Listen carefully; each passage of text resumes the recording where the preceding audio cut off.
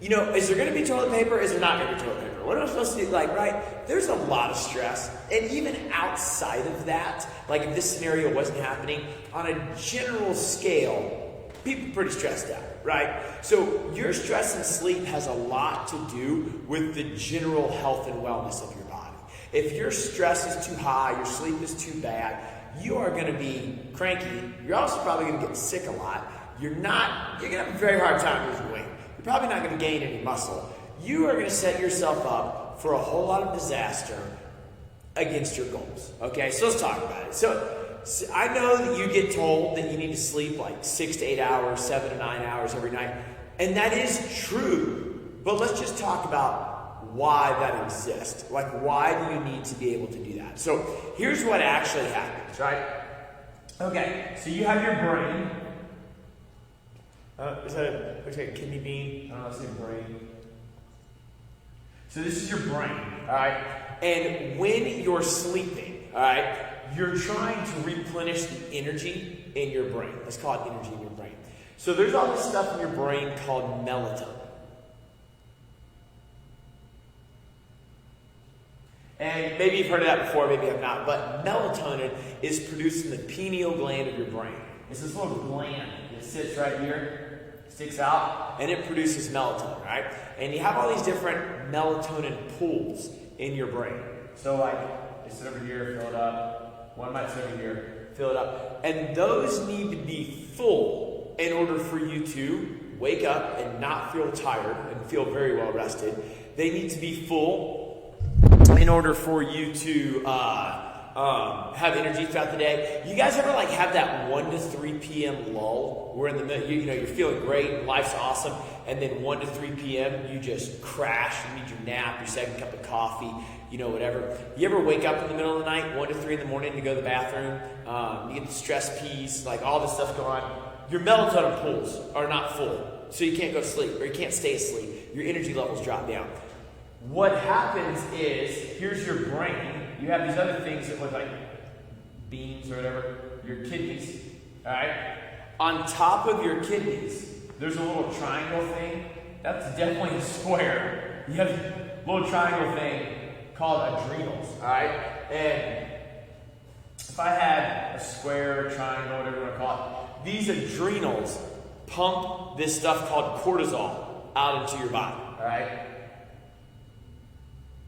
That's cortisol, all right? The adrenal glands that sit on top of the kidneys pump cortisol out of the body.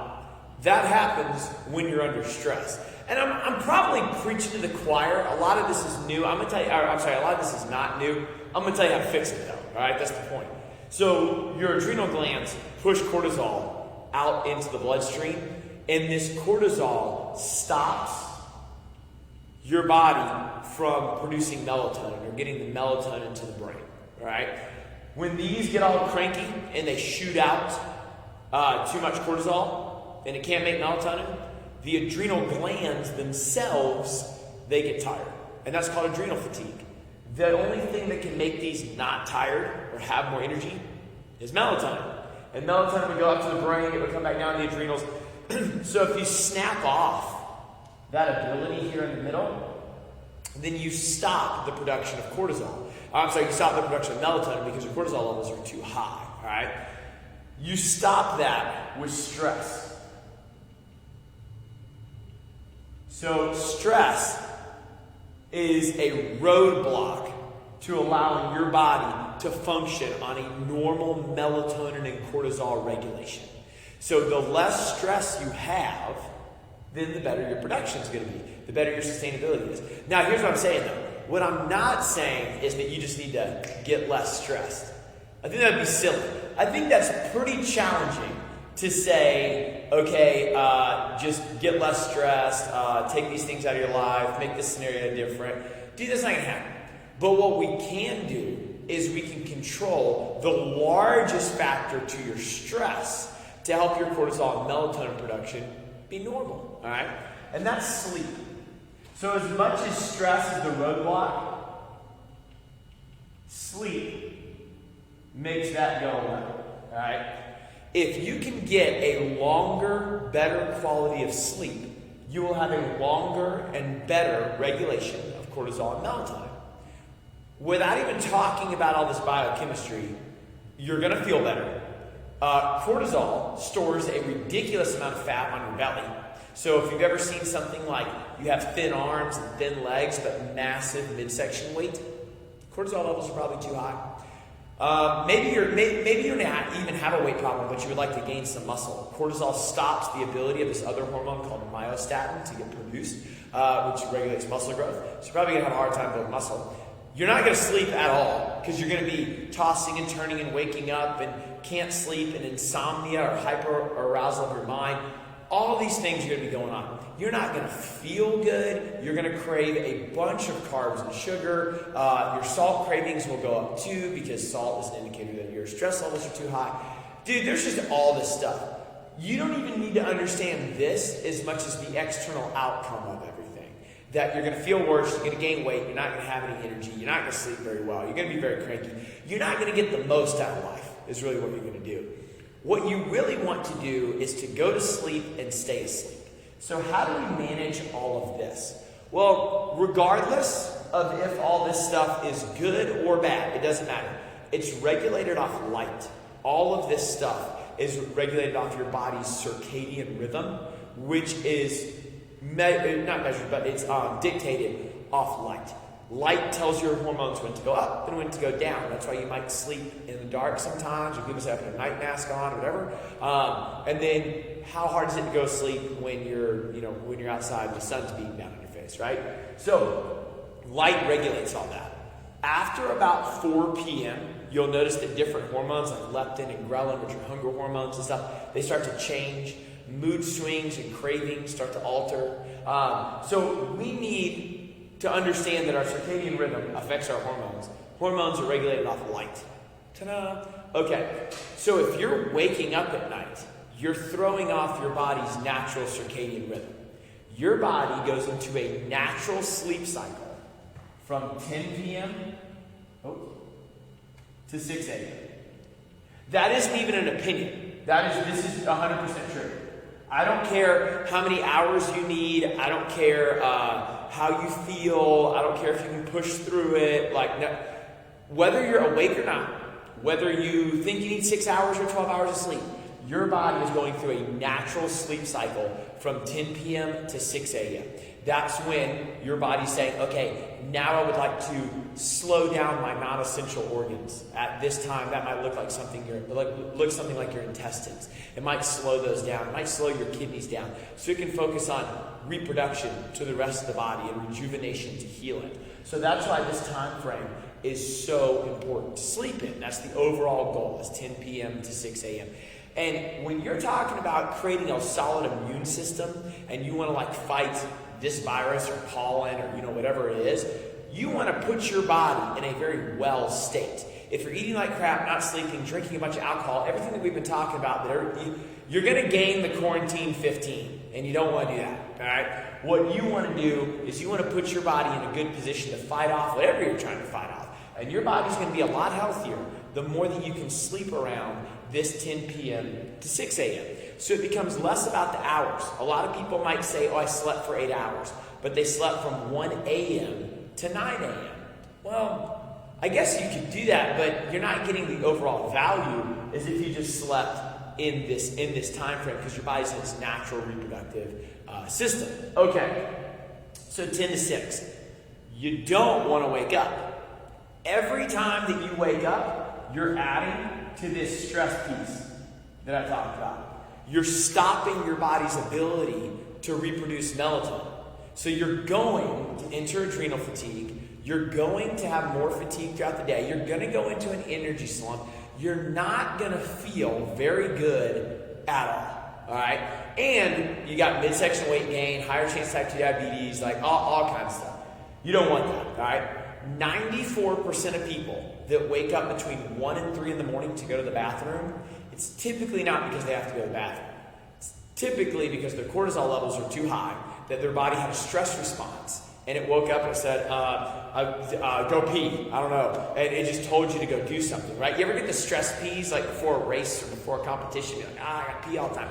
That's the same thing going on here, all right? It's just a stress response to your body, okay? So we don't want to wake up. So now we know two things.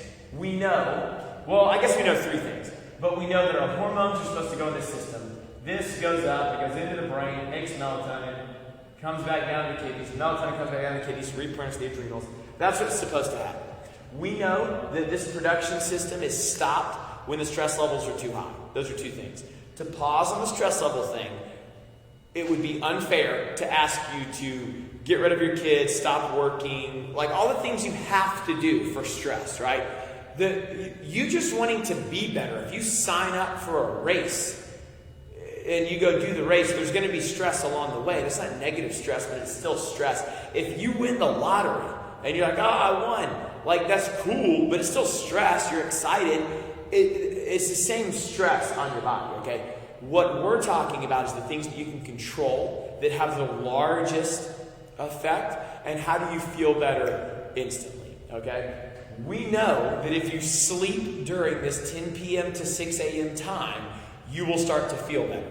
You will start to have higher energy and the cortisol levels will go down. That has nothing to do with whether your kids are good or bad, whether your work is good or bad, whether you signed up for a race or not. It has nothing to do with any of that.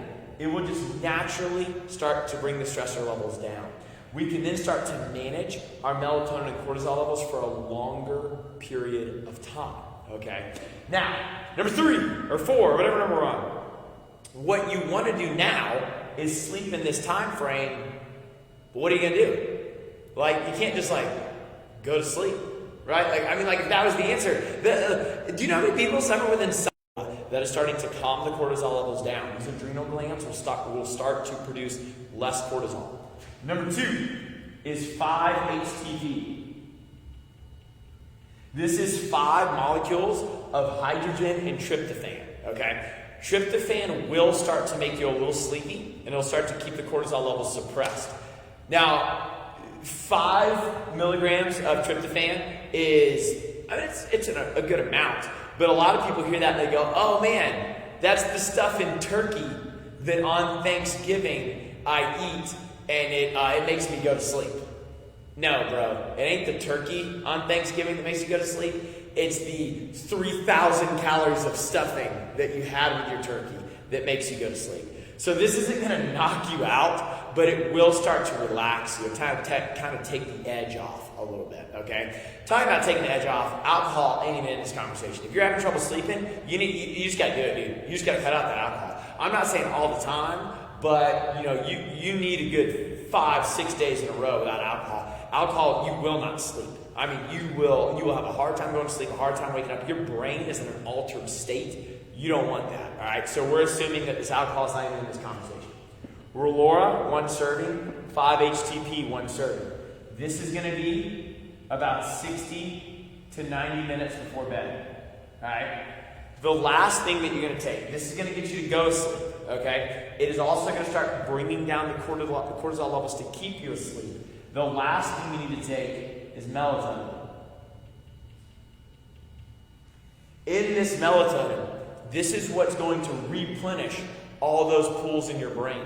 This is so your brain replenishes with melatonin, so you wake up alert and energy and high and feeling, well, not high, but you're feeling good. And then it will start to come down and replenish the adrenal glands so they can pump out cortisol at a normal regulatory amount, okay? As long as we're talking about that, we should note that cortisol production is normal. It goes all day. It is what gives you energy when you're sleepy and you drink coffee.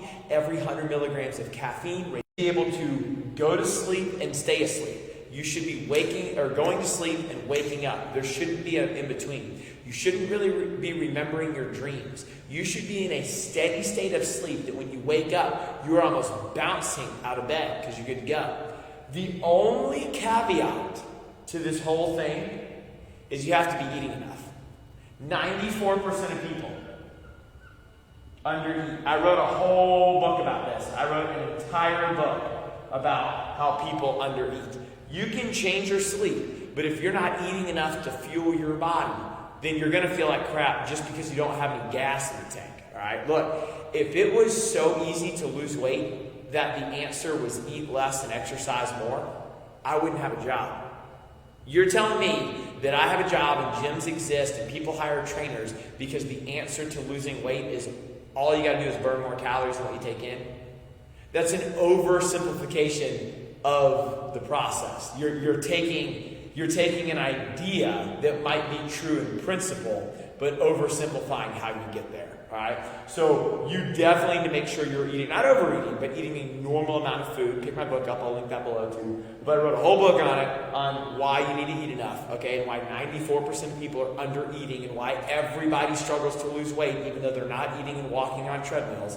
But there's that. Okay. Sleep. That's all I got to talk to you about. All right, so look. Sleep well. Have a good night, even though it's the afternoon. Wednesday, we got power players. Friday, we got fitness business. I want to keep just vomiting information and communicating. And hit subscribe, dude. Like the page. If you like this video, share it, man. You want us to grow this thing? Let's share it. Let's comment. What'd you like? What'd you not like? Send us a message. Either the email's at the bottom of the screen. Go to the website. Whatever. Get involved. You don't got to just sit there. Click it, like it, thumbs up. Let's rock and roll. Happy Monday.